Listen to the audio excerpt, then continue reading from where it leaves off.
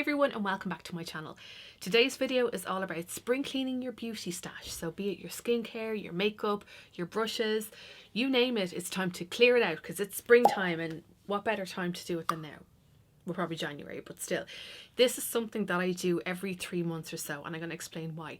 But this video is inspired by the fact that I had to clean my makeup brushes. It's like my least favourite job in life, and like sometimes I let them build up and just then I have to like do it all at once and I drive myself crazy. But anyway, yeah, I wanted to talk about clearing out your skincare, your makeup, because if you're like me, not everybody's like me, you might have a lot of products in your collection that either you've started to use, forgot about, you've been using for a while, and you still go back to them. You might try something new, go back to like the original one. And it's so important that we use products that are in date for our skin. So first up, did you know that on the bottom or on the back of every product, be it makeup or skincare, you should see this little icon here. See this little pot? There, see this little pot that has a number in it and an M? That icon on the back of the product means that from the time you open the product, you have that many months to use it before it goes out of date. So with this, it says 12M, so I have 12 months to use this. Usually you'll get like 3M, 6M, 9, 12, that kind of thing, but it's just as important to note because you don't want to be using products that are out of date on your skin. Now, I have quite sensitive skin. Sometimes I can react to products. So if you use products, let me put this down because I'm going to be like waving this around. So if you do use products that are out of date on your skin, you run the risk of, first, a potential reaction on your skin. Second, it might not work. You're wasting time and you're wasting money. So let's say, for example, you've opened up a serum, used it a couple of times, then like months down the road you've used other products and then gone, oh yeah, I forgot about that, and you go back to use it. If it's out of date, you're wasting time because you're applying this product to your face. It's not going to have like the full effect. The active ingredients won't be as active, and so you're not going to see the results that you should get if you're using something that's in date. Part of my job is testing out products, so I'm probably like the anomaly when it comes to this, but I might have a couple of different, let's say, hyaluronic acid serums on the go. So what I should do, but I can usually remember when I've opened something. What I should do is on the bottom of this, put either a sticker or write in a Sharpie marker the date that I opened the product, so that if I do go back, I'll go, oh yes, yes, yes. I think the amount of times over the years that I've irritated my skin for that very reason, for using products that are out of date. Listen, I could write a book on it. Like your lipsticks will have this little pot icon, your mascaras will. I'm pointing at this, I can't see what this says. So do you know what I have to do with that? I have to take my phone. Then I have to, my friend Mark does this too, I have to go into my Instagram camera because that zooms in. So then I go, there you go, it says 12M. Start filming and then zoom all the way in. Wait for it to focus. There you go, it says 12M. Start filming and then zoom all the way in. I have to do that all the time. Now, chances are this is out of date. When it comes to seeing if products are out of date, there's a few different telltale signs. So first for me, it'll be the smell. This still smells exactly the same. I don't remember when I got sent this. I think it was last summer, so I'll probably have a couple of months left. If you know that your product doesn't smell the way it did before, like let's say if it had a vanilla scent and now it smells a little bit funky, get rid of it. If you find that the texture of your product has changed, that is a sign. So if something used to be nice and creamy and smooth and now it's kind of separated and a little bit chunky, don't even risk it. Don't do it. It's actually really annoying when you go to use a product and you're like, okay, I'm just going to like pamper myself tonight. You put some in your hand and you know that this looks weird. It doesn't look the way it used to. It doesn't smell the way it used to. And so don't risk it. Learn from my mistakes, please. Thank you. See this mascara? I need to get rid of this because I know I've had this for a long time. You're supposed to get rid of mascaras and change them every 3 months. Does anybody actually do that? Oh my god, I bet you everybody does, and I'm just the gross person who doesn't. Because I always think like if it smells weird, that still smells fine. But I'm not going to do it. I'm going to, look, my bin's over there, but I'm going to put that in the bin. In the past I have used expired mascaras and my eyes have not enjoyed that situation. So did I use that last week?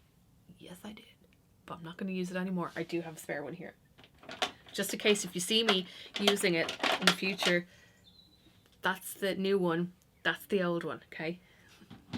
Actually, I wanted to chat really quickly about what I use to clean my makeup brushes because It is important, and I know as much as I give out about washing the brushes, it's something that I do anyway. It's like my little, okay, grand, I'll do it. And there's a couple of products that I use all the time to sanitize and to clean my makeup brushes. First of all, on a daily basis, okay, maybe every like couple of days, I will use the Ella & Joe Squeaky Clean Brush Cleaner to spot clean my brushes. So this will sanitize the brushes, it will get rid of the makeup. I find that it works best on my eyeshadow brushes. For my foundation brushes, I need to deep clean, and I'll talk about that now in a second.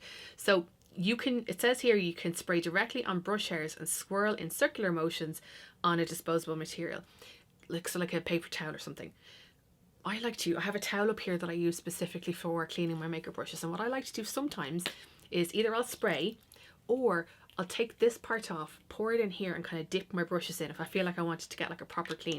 This has a really nice citrus scent to it, and you can use it if you have like one of these things. You have one of these makeup palette, I don't know what that's called. It's like a makeup artist palette. If you're like mixing different foundations, you can use that to sanitize it.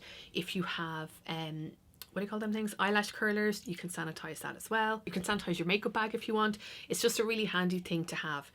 So I leave that linked below if you want to pick that up. I'm just going to get my brush cleaner from the bathroom. Okay, so to deep clean my makeup brushes, I use, oh my god, the sweat, hold on. This. So this is my Blank Canvas Cosmetics solid brush cleaner. Sorry, I have like water in the bottom here. And you can see that it's well loved, well used. I've gone through so many jars of this over the years, and I have one of these little doodads, right? So you can hold it on the back of your hand if you want, or I sit in the bottom of the sink, and you can buy these on Amazon. I think I got this in pennies years ago. What I will do with this is kind of put like a bit of water in there, get my brush, swirl it around, then I take my little doodah, and then I'll kind of like zhuzh that. That's a proper terminology. Like zhuzh that the soap gets all the way up into the bristles, but I'll always keep the brush pointing down or kind of like at this angle. I like rub, and then I'll rinse the soap out of the bristles. The reason why I hold my brush like this is because this part here, the ferrule, has glue in it, and it's what sticks the brush to the bristles. And if you hold it like this, if you let warm water, even like any kind of water, into it, if you hold your brush or store your brushes like that when they're wet, the water will go down in there and it will help to dissolve the glue.